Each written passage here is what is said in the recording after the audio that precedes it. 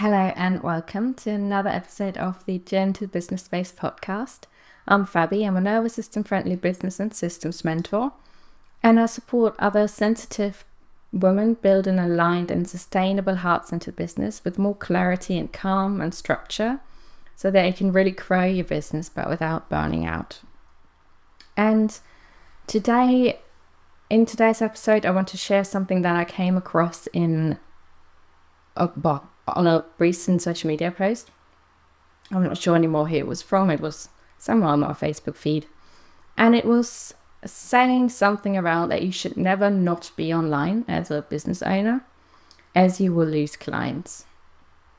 So it seemed to have happened that that person wasn't online for 3 hours and missed a potential client, and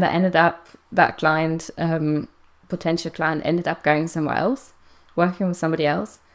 And reading it, every part of my body just screamed no to that statement.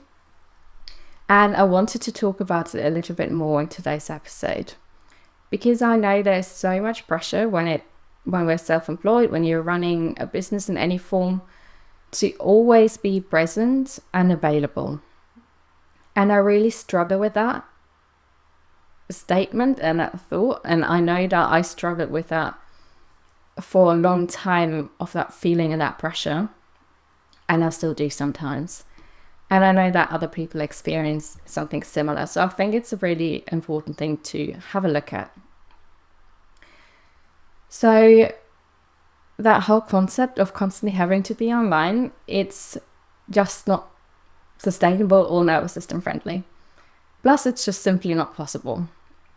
Even with the best systems, as a small business owner, or maybe it's just you, or maybe you have one assistant or VA support, you can't always be available, and you don't have to.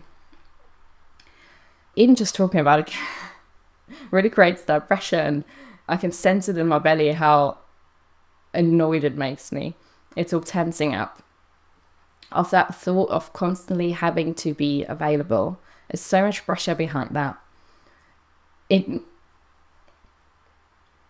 Having that pressure myself, having experienced it myself, it meant that many times I would continuously check my phone and emails when I was supposed to be off, just in case somebody messaged. I don't want to miss anything, and I want to be available in case something comes up. So I've experienced that, and I'm sure many others have as well. But it means that our nervous system is constantly on high alert and never relaxes. It's constantly looking out for, is somebody messaging me? I need to check that. I need to check that. I need to check Instagram, Facebook, my emails. There's so much of it, and we're never allowing ourselves to step away from that, to take time off, because there's statements like, you should always be available, otherwise you're missing out on clients. There's this scarcity creeping in, and it's not surprising that it does, especially when you're starting out and you're really looking for the next clients, people to work with. That can feel like you have to be available all the time.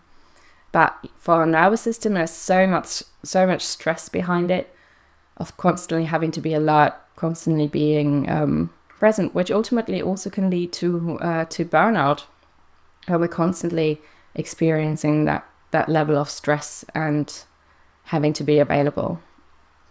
I had a similar experience as well with social media. There can be that pressure of constantly being present, to post daily, to always be visible. That pressure, and outside and internally pressure, can really put us in a freeze state sometimes as well. So leading to the fact of not wanting to be present at all and wanting to hide. I've experienced that many times myself as well. So if you are feeling that pressure, you're not alone. And this episode is really your gentle reminder that you don't always have to be online and present in order to run your business. Actually, you can't. So firstly, it's impossible to always be online and reading your emails. We all have a life. So it's just not It's not possible. Even if you're in client delivery, you can't simultaneously be checking your emails and being responsive all the time.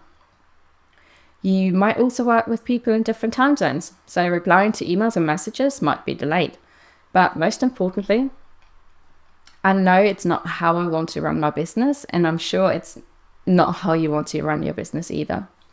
I always talk about working in a nervous system friendly and sustainable way, and part of that is accepting that we're human, not robots, and it's not possible to get instant replies to give instant replies to everything, to always be available. It's just not possible.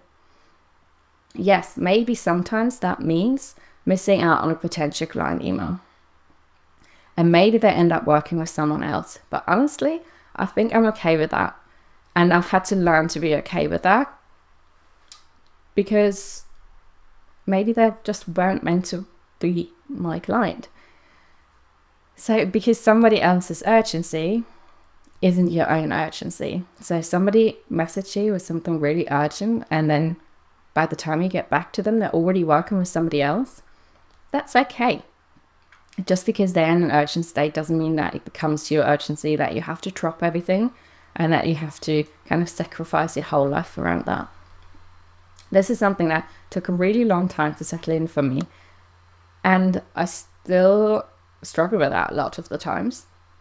But I think ultimately, if someone can't wait a day or a couple of days for a response, then they're probably not supposed to be my right client anyway. I want to work with people that, accept that kind of nervous system friendly, sustainable approach.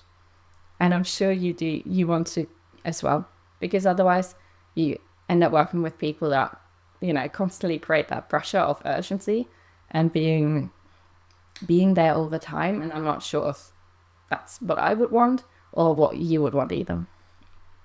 But of course, that's a preference. So of course, it doesn't mean not responding for weeks, but it's accepting that there's only so much that we can do in any day, and you can't constantly be checking your emails. And the right client will be okay to wait a day or two to hear back from you. So Bob was just saying, you're right client, and only you will know who you want to work with. But the right person will wait, and the right worst person is okay with you not getting back to them within a couple of hours.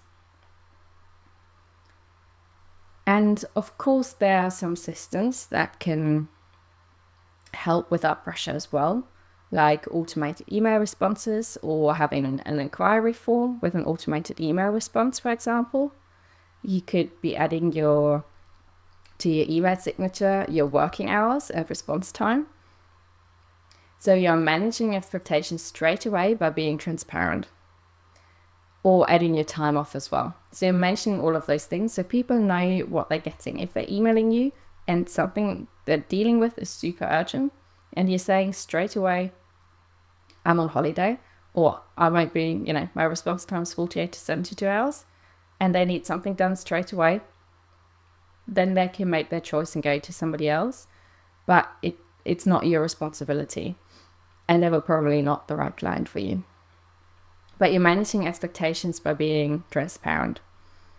And also for yourself, having dedicated time slots to respond to messages, or having a slot where you can scan, kind of triage your messages, emails, and so on.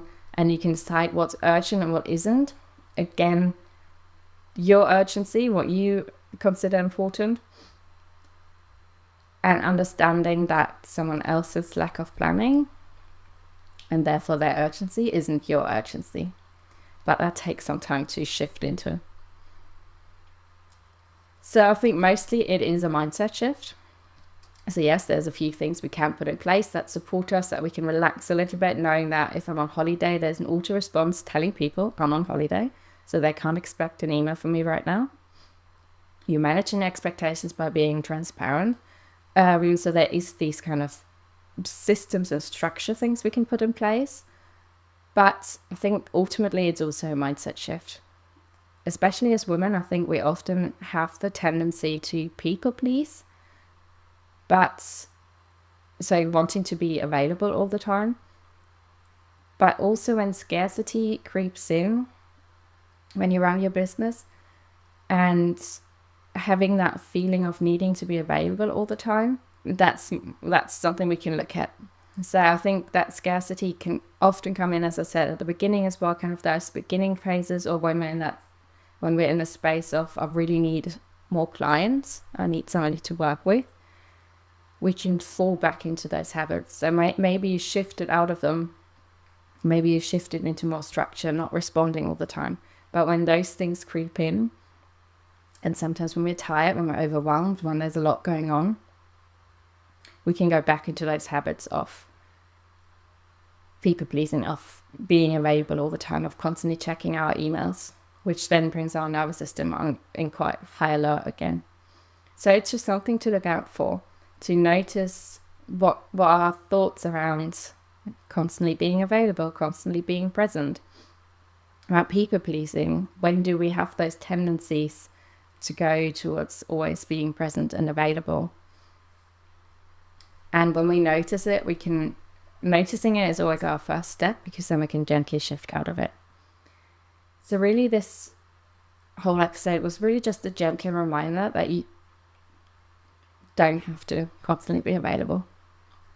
You can set your own gentle boundaries around your own capacity, and your boundaries will look whatever way works for you. Maybe you're super busy with other things, maybe you're only working part-time, maybe your response time is a week, and that's okay. Work with what's available and be transparent about it.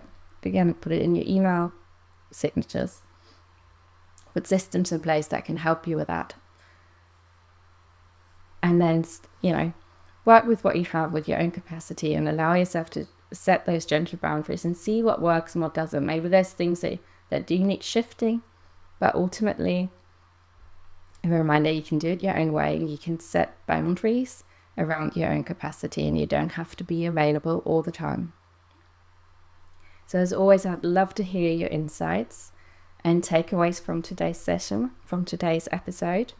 And if you like more support, I offer one-to-one mentoring to help work in a more sustainable and aligned way according to your own capacity.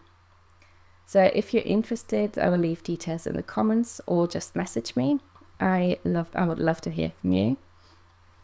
And yes, leave any thoughts, insights in the comments, or message me. Do you have any takeaways from today's episode? And thank you so much for listening, and take care.